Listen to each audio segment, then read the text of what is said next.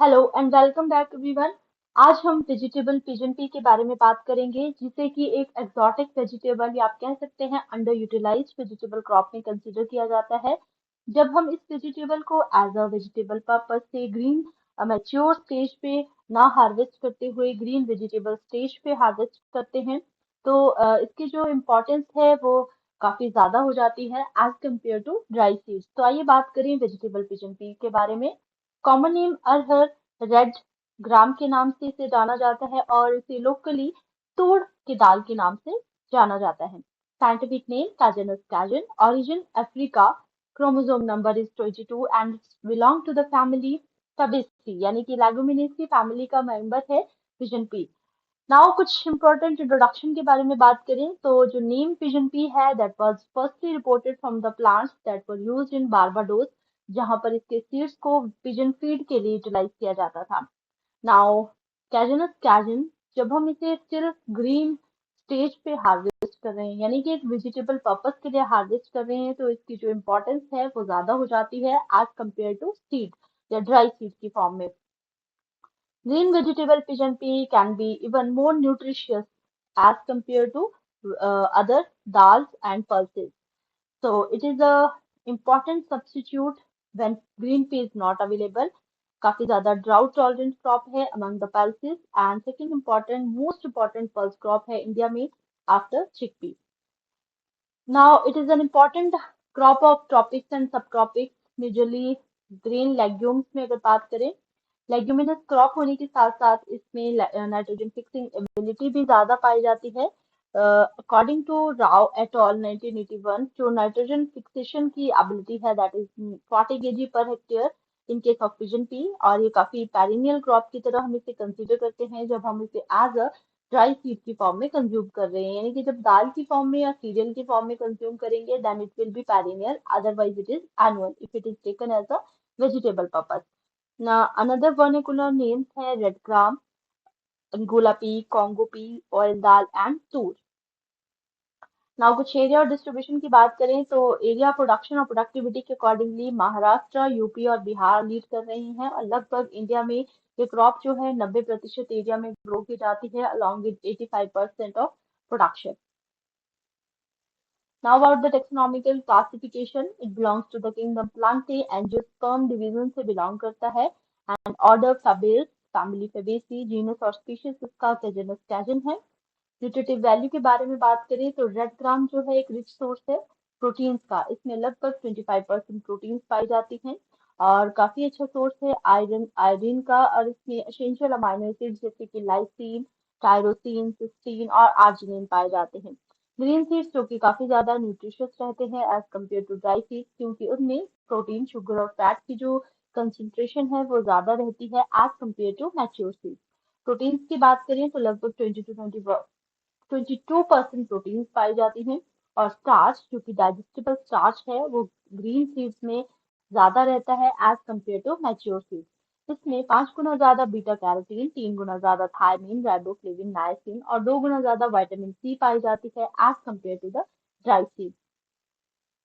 So here is the nutritional content of pigeon pea. Here you can see कि protein, potassium और phosphorus का काफी अच्छा source है पिजन पी वेजिटेबल फॉर्म में।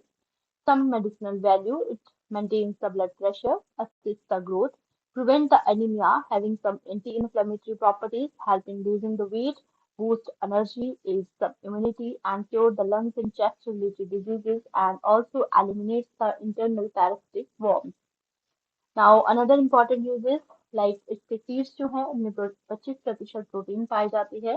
पिजन पी को एज ए सॉस यूज किया जा सकता है। पैन क्लियर नूडल्स में भी इसे आ, इसके साथ यूटिलाइज किया जा सकता है। पिजन पी को टेम्पे जो कि इम्पोर्टेंट फूड है, फूड प्रोडक्ट है, इंडोनेशियन फूड है, यानी कि इंडोनेशिया का ट्रेडिशनल फूड है जो कि कॉम्बिनेशन ऑफ पिजन पी और सोयाबीन से बनता है। You can see the products made from that, the uses of this pigeon pea. Pigeon P को हम सिल्क और लैक इंडस्ट्रीज में यूज करते हैं क्योंकि ये रेयरिंग ऑफ सिल्क वॉर्म के लिए इम्पोर्टेंट माना गया है।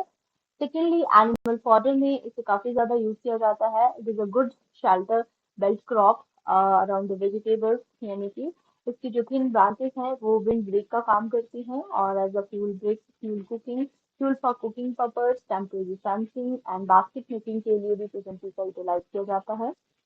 Here you can see in the pictures the various uses of pigeon pea branches.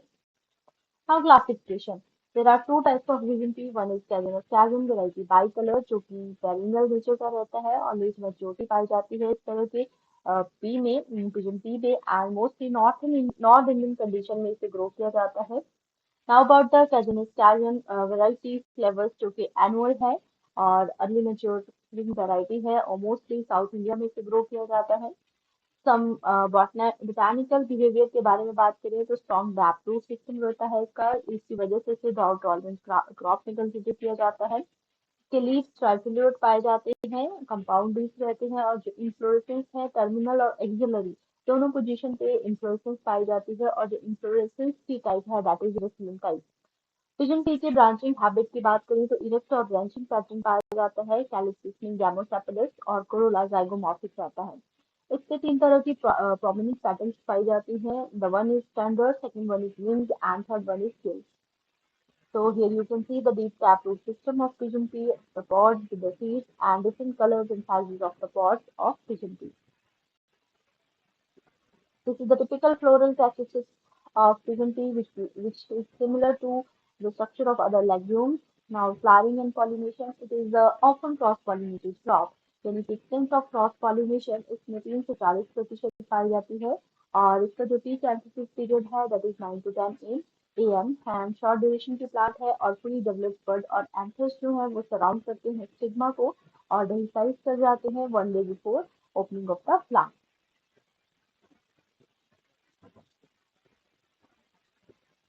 Then some varieties, Upas 120, ICPH 8 जो कि short duration की varieties हैं.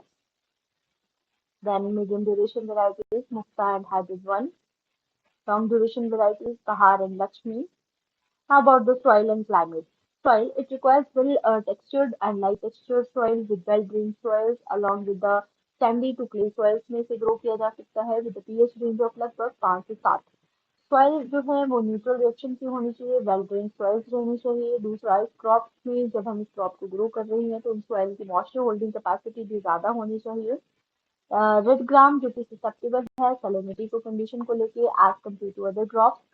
क्लाइमेट की बात करें तो लगभग 20 से 30 डिग्री सेल्सियस टेम्परेचर के ऊपर इसे ग्रो किया जा सकता है, यानी कि यह ट्रॉपिकल और सब ट्रॉपिकल एरिया की क्लाइमेट की क्रॉप है। काफी ज्यादा ससेप्टेबल है लाइट फ्रॉस्ट को लेके और ये मॉइस्चर को टॉलरेट कर सकता है क्योंकि इसमें डीप टैप सिस्टम पाया जाता है। अबाउट लैंड प्रिपरेशन, अगर हम इस क्रॉप को कमर्शियली लेवल पे कल्टीवेट कर रहे हैं तो इसमें 1 प्लोइंग तो 2 से 3 हारोइंग जो है इम्पोर्टेंट रहती है। प्लोइंग जो कि समर में की जाती है जो हेल्प करता है मिनिमाइज करता है बीज फ्लोरा को कम करने में and to conserve the moisture. Well drain soil काफी ज्यादा महत्वपूर्ण रखती है रूट और नोड्यूल की फॉर्मेशन के लिए। Then contour that ridges of furrows में इसे ग्रो किया जाता है जहाँ पर ड्रेनेज की प्रॉब्लम प्रॉपर रहती है और सॉइल इरोजन नहीं होता। ऑर्गेनिक मैन्योर 2 से 4 हफ्ते पहले सोइंग से पहले इस क्रॉप में अप्लाई की जाती है। Here is the glimpse of seed rate and sowing. Seed rate kharif and rabi season के लिए क्रॉप के लिए वेरी करता है that is 12 to 15 kg per hectare and रबी के लिए 45 kg पर हेक्टेयर। स्पेसिंग है for short duration variety 60 by 10 centimetre and for medium और लॉन्ग ड्यूरेशन के लिए 75 by 20 centimetre. Sowing time for Kharif is June, July and for Rabi it is September to October। ये early sowing की crop है और always better रहती है। Then harvest index की बात करें जो काफी कम पाया जाता है, यानी कि जो प्रोडक्टिव बायोमास है that is more as compare to the जो एडिबल प्रोड्यूस है। न्यूट्रिशन मैनेजमेंट की बात करें तो डिपेंड करता है टाइप ऑफ सॉइल पे, टाइप ऑफ क्लाइमेट पे, but this crop requires heavy dose of nutrients. तो काफी केयर रखनी पड़ती है जब भी हम क्रॉप को इनिशियल स्टेजेस में ग्रो कर रहे हैं तो दैट इसमें किसी भी प्रकार का लैक ऑफ न्यूट्रिएंट्स ना हो। फार्मयार्ड मैन्योर में लगभग 7 से 10 टन पर हेक्टेयर पाइप जो कि इम्पोर्टेंट है इस क्रॉप के लिए वो अप्लाई की जाती है इनिशियल स्टेजेस पे या फिर क्रॉप को ग्रो करने से पहले। Then other fertilisers like nitrogen phosphorus and potassium जो रीच है डिपेंड करता है सॉइल के बिहेवियर पे, सॉइल टेक्सचर पे एंड सॉइल टाइप पे। सीड ट्रीटमेंट इफेक्टिव माना जाता है क्योंकि लेग्यूम क्रॉप है, तो इसमें नोड्यूल्स की फॉर्मेशन के लिए सीड का ट्रीटमेंट विद राइजोबियम कल्चर या फिर आप कह सकते हैं फॉस्फोरस सॉल्युबलाइजिंग बैक्टीरिया के साथ इम्पोर्टेंट है। This is about the cropping pattern, यानी कि जब हम इसे अनदर क्रॉप के साथ ग्रो कर रहे हैं, इंटरक्रॉपिंग कर रहे हैं, तो दैट हमारी जो यील्ड है उसे इंक्रीज किया जा सके। दूसरा जो वीड से होने वाला इंसिडेंस है उसे कम किया जा सके। So in this picture you can see the intercropping of pigeon pea along with sorghum, along with maize, soybean and banana. Irrigation, it is particularly a crop which is grown under the rain situations. Water use efficiency की बात करें तो 55 to 60 centimetre है, और branching और pot filling stages जो एक ऐसी इंपॉर्टेंट स्टेजेस है जो क्रिटिकल स्टेजेस मानी गई है मॉइस्चर स्ट्रेस को लेके। मल्चिंग, मल्चिंग जो है वो इंश्योर करेगा, सुप्रेशन करेगा वीड्स का और इनको इंक्रीज करने में हेल्प करेगा। देन टेम्परेचर को से प्रोवाइड प्रोटेक्शन प्रोवाइड करेगा क्रॉप को, एंड इवन सॉइल मॉइस्चर को कंजर्व करने में भी हेल्प करेगा। वीड मैनेजमेंट, ये क्रॉप है जो कि जिसका इनिशियली ग्रोथ रेट देखा जाए तो काफी कम है, और रेनी सीजन में इसे प्रॉफिटेबली ग्रो किया जा सकता है। तो रेनी सीजन में जो वीड्स के जो चांसेस हैं वो ज्यादा रहते हैं, इसलिए इस क्रॉप को हमें एलाक्लोर या पैनिमेथालिन से पहले ट्रीट करना पड़ता है, यानी कि प्री इमरजेंसी हर्बिसाइड या वीडिसाइड का यूज कर सकते हैं। And hand breeding is also effective 10 to 15 days after the pre emergency of the herbicide। तो हार्वेस्टिंग, जब हम इसे एज अ वेजिटेबल कंसीडर करेंगे तो हम पिजन पी को नॉर्मली पिक करेंगे जब सीड्स की फिजियोलॉजिकल मैच्योरिटी नहीं है, यानी कि सीड्स अभी ग्रीन कलर के ही हैं, पॉड्स अभी ग्रीन कलर के ही हैं। पर जब हम इस वेजिटेबल को एज अ पल्स कंसीडर करेंगे तो पॉड्स जो हैं वो आपके लगभग 75 to 80% जो पॉड्स हैं वो टर्न ब्राउन ब्राउन कलर के हो जाएंगे, और जितने भी प्लांट्स रहेंगे उन्हें हम कट करेंगे, पॉड्स को ड्राई करेंगे। अब द ग्राउंड हम उन्हें इजीली हार्वेस्ट करते हैं, and then we will harvested plants को bundles में tie up करेंगे, and then we will transport on these threshing floors, and then staking और upright bundles बनाएंगे so that we properly dry up हो जाए सारे के सारे pots, and then after beating करेंगे pots की with pliable sticks या फिर threshers के साथ। तो यहाँ पे हार्वेस्टिंग ऑपरेशन बताया गया है ड्राई सीड्स का। देन पोस्ट हार्वेस्ट टेक्नोलॉजी, जिसमें शैलोइंग, कैनिंग, फ्रीजिंग इंपॉर्टेंट स्टेप्स रहते हैं।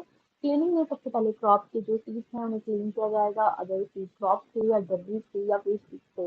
देन ब्लांचिंग, ब्लांचिंग में जितने भी माइक्रो ऑर्गेनिज्म की एक्टिविटीज हैं उनको कम किया जाता है एट अ स्पेसिफिक टेम्परेचर पे बॉइल करके। देन उसके बाद हम उन्हें फिलिंग कैन, यानी कि कैन में फिल करेंगे, AR कैन या SR कैन, जिनमें मेजरली हम ऐसा कैंस को यूज करते हैं जो कि अल्कलाइन नेचर की रहती हैं। Post harvest technology of vegetable की बात करें, and then polyethylene bag. First purpose के लिए बात करें तो ग्रीन लेग्यूम्स को सबसे पहले डिहलिंग की जाएगी, यानी कि रिमूवल ऑफ हर्स्ट, एंड देन स्प्लिटिंग की जाएगी रोलर मशीन में या स्टोन चक्की में। So here you can see both the operations from using the traditional grinding stone or chakki, and then we are using the commercial Indian dal mill to dehull the pigeon pea। इसकी बात करें तो irrigated conditions में obviously ज़्यादा रहेगी as compared to insect crop।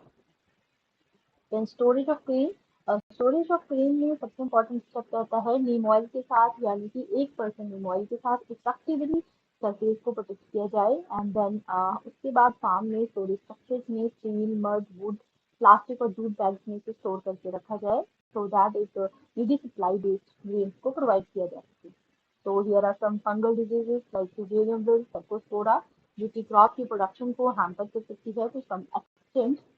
So here you can see the symptoms of fusarium wilt। Initially जो plants हैं वो ड्राई अप हो जाएंगे, विल्टिंग के सिम्टम्स आने लगेंगे, और क्रॉप जो है येलोइंग ऑफ क्रॉप इंपॉर्टेंट और सबसे पहला स्टेप रहता है fusarium wilt के पैथोजेंस का। देन सर्कोस्पोरा लीफ स्पॉट, जिसमें सर्कुलर तरह के स्पॉट्स क्रॉप की लीफ पे देखे जा सकते हैं।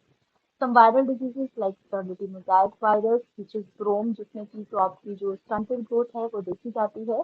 Stolidity mosaic virus जो कि ग्राफ्ट ट्रांसमिसिबल है और जनरली माइस से ट्रांसमिट होता है, और विचेस ब्रूम जो है वो माइकोप्लाज्मा लाइक माइस, यानी कि माइकोप्लाज्मा से ट्रांसमिट होने वाली डिजीज है। तो symptoms of Stolidity mosaic virus, and then some insect pest of pigeon pea जैसे कि pod borer, pod bug and blister beetle। तो इन्हें कंट्रोल करने के लिए नीमचिक कर्नल एक्सट्रैक्ट का यूज किया जाता है, या फिर डायमिथ्योर मोनोक्लोरोपास का यूज किया जा सकता है to reduce the population and density of these pod bugs and pod borers। You can see the pod borer attack on the pods and pod bugs and the blister bitter on the crop. Then physiological disorder, transverse fertility cross cracking and flower drop. Transverse फर्टिलिटन cracking में जो cracks हैं वो severely cotyledon के ऊपर देखे जाते हैं at the time of germination और जनरली जो साइज है that will be size of cracks जो है माइन्यूट टू डीप हो सकते हैं डिपेंड करता है कॉटिलिडन के बिहेवियर के ऊपर ड्यूरिंग जर्मिनेशन की बात करें तो अर्ली स्टेजेस में सीडलिंग की ग्रोथ जो है वो काफी कम हो जाती है due to transverse cotyledon cracking flower drop यानी कि premature abscission of flower जो कि 90% इस क्रॉप में देखा जाता है और लो यील्ड का मेजर कारण है एंड ये ज्यादातर ऑटोकैटालिटिक रिप्रोडक्शन ऑफ इथाइलिन की वजह से होता है जब इथाइलिन ज्यादा प्लांट में प्रोड्यूस होने लग जाए तो फ्लावर ड्रॉप जो है वो मेजरली देखा जाता है so here you can see the symptoms of flower drop and transverse cultivation cracking in pigeon pea. Now about the seed production technology. तो एक इम्पॉर्टेंट और इम्पॉर्टेंट एस्पेक्ट है किसी भी एग्रीकल्चर कमोडिटी के लिए रेगग्राम जो कि क्लासिफाई की गई है ऑफन क्रॉस पॉलिनेटेड क्रॉप में यानी कि इसमें जो एक्सटेंट है नेचुरल एक्सटेंट है क्रॉस पॉलिनेशन का दैट विल बी 99 to 40%. तो क्रॉस फर्टिलाइजेशन के लिए इंसेक्ट्स या बीज की एक्टिविटीज का होना इंपॉर्टेंट है तो फाउंडेशन डिस्टेंस इसके लिए लगभग 250 मीटर से लेकर 100 मीटर रखा जाता है सो दैट कि किसी भी अन्य तरह की वेराइटीज के साथ इसकी कोई कंफर्मिटी ना की जा सके. So it is all about the vegetable pigeon pea. Thank you everyone.